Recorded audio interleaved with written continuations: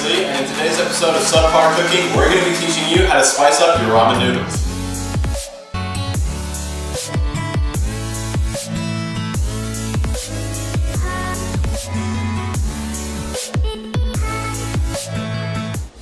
Oh, I'm saying this now. These are the ingredients you'll need for today, and they'll be in the description below.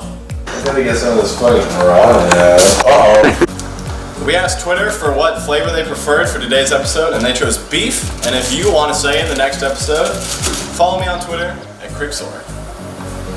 You're gonna need 2 cups of water to start off your ramen. Now that your water has begun to boil, go ahead and take your ramen block out, place it gently in the water. Okay, so now that your noodles have softened, you're gonna want to go ahead and add in that nice flavor pouch. Then you're just gonna want to mix that up until it's well incorporated. Doofenshmirtz Incorporated!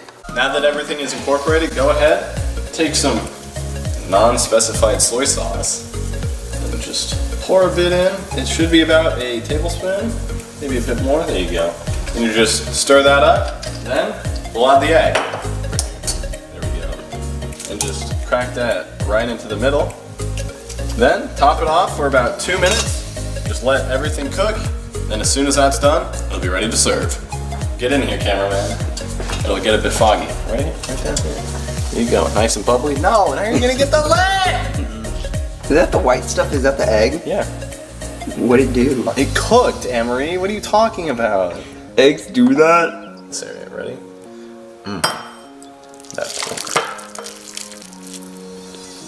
What do you do with the noodles? Really good. Thanks for watching. We'll see you next time.